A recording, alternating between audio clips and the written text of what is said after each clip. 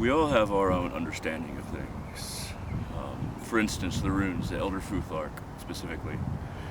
There's a lot of people that think they are just the alphabet, just a way of communication, language.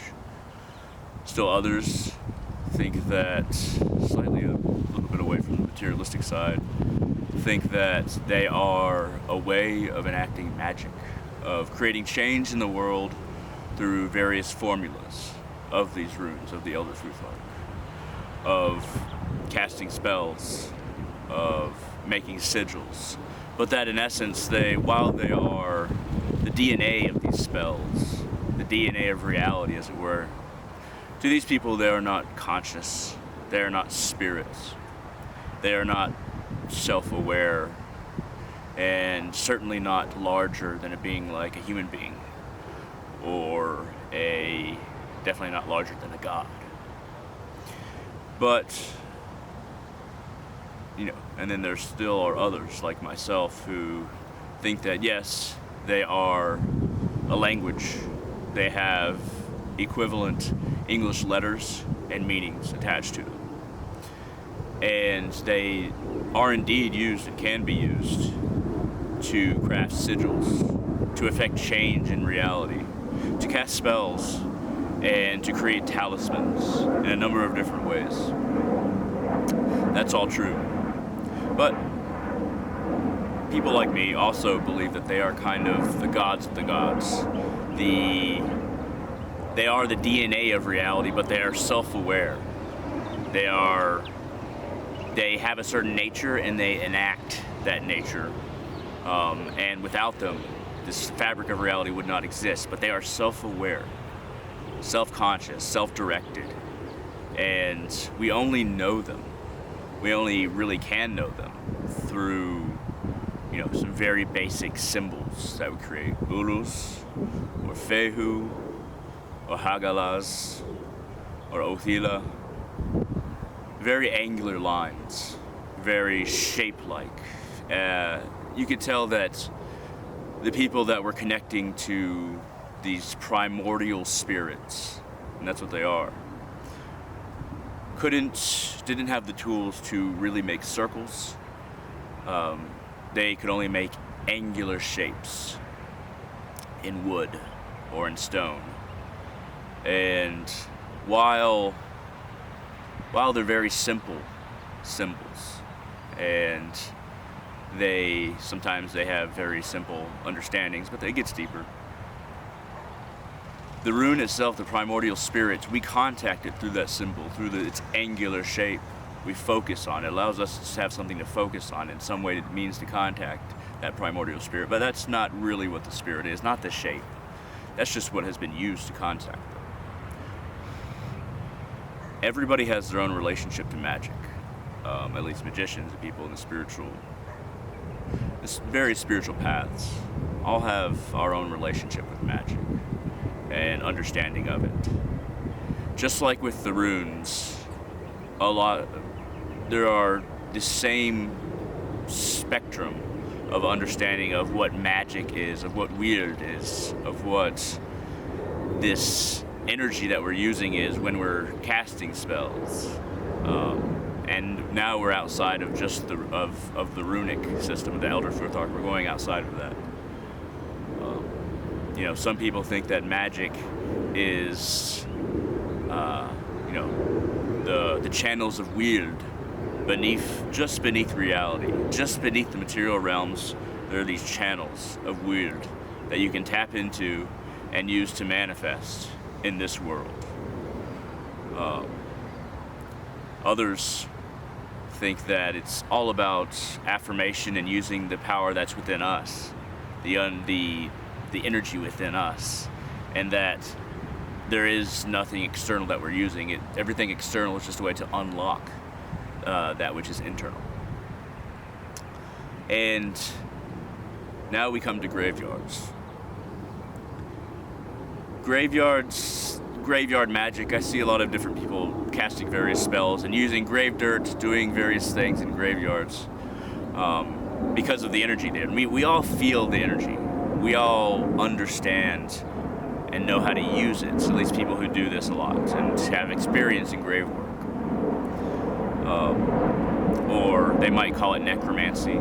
They might call it witchcraft.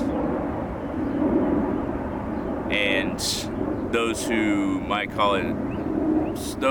practice Satanism in graveyards with Christian graves, for instance, or necromancy with Christian graves, and don't respect the graves, that are just trying to use that energy, use those souls in essence.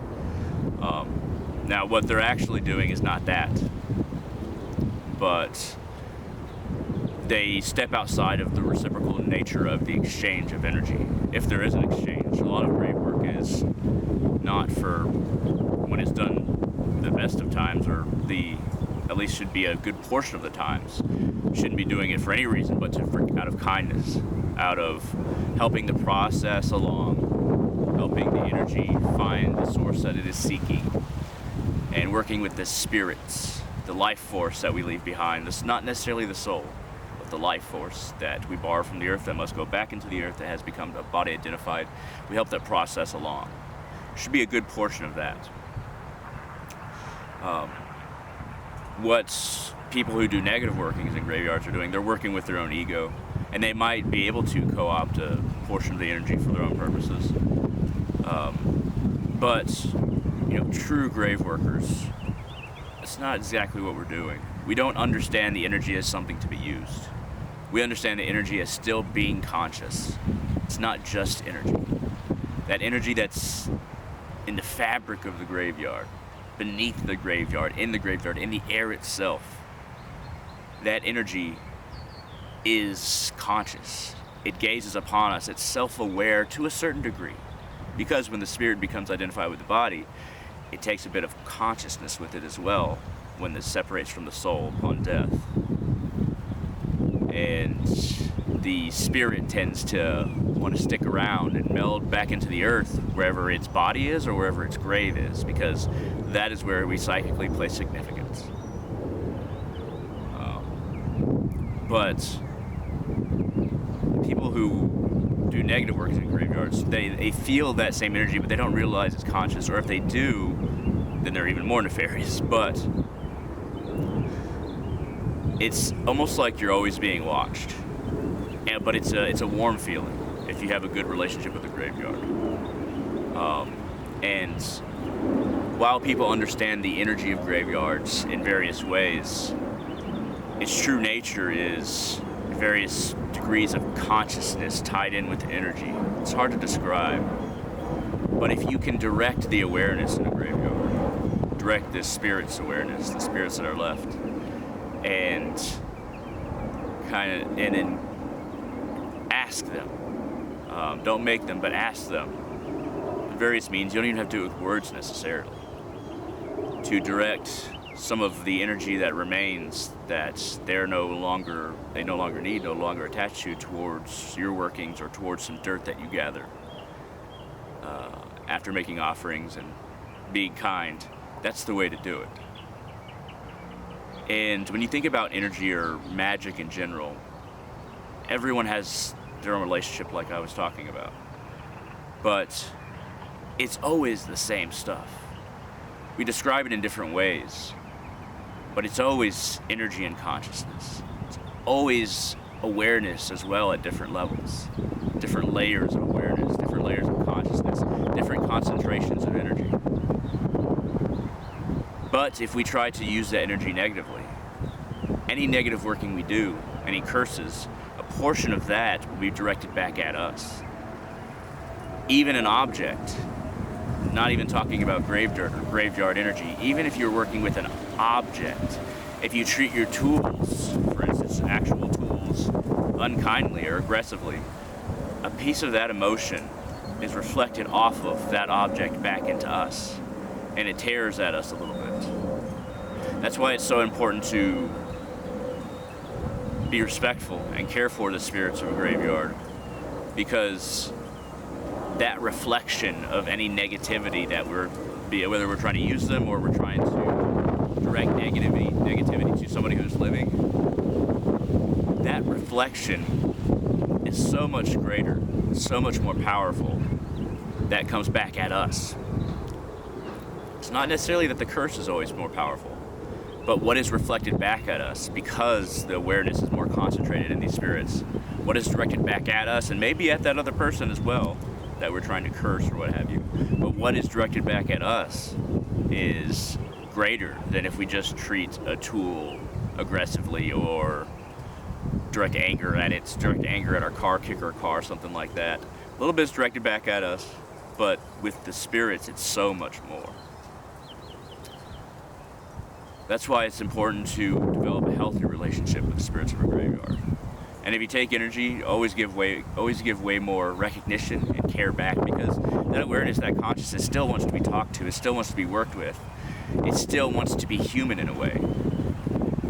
So the verbal exchanges and the offerings and the burning of sage and dragon's blood and Palo Santo, all of that is appreciated, and the positivity is reflected back at us. Whatever you send at them, Wiccans have the rule of 3. Whatever you send out in the universe will come back at you 3 times as intense, 3 times harder. In a way, I also subscribe to that because of what I feel and what my experience is. Always value your experiences and try to understand them, rather than people taking other people's word for things.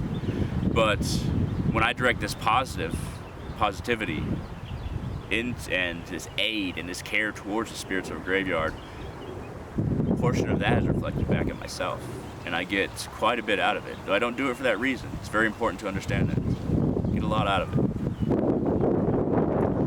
I suppose today was just talking about magic and graveyards and understanding how all of it works, and positivity and negativity in the graveyard in the ways that we behave. But yeah, thank you very much for watching. Like this video, feel free to share wherever you like, comment, all helps the channel. And I will see all of you on the channel in the future.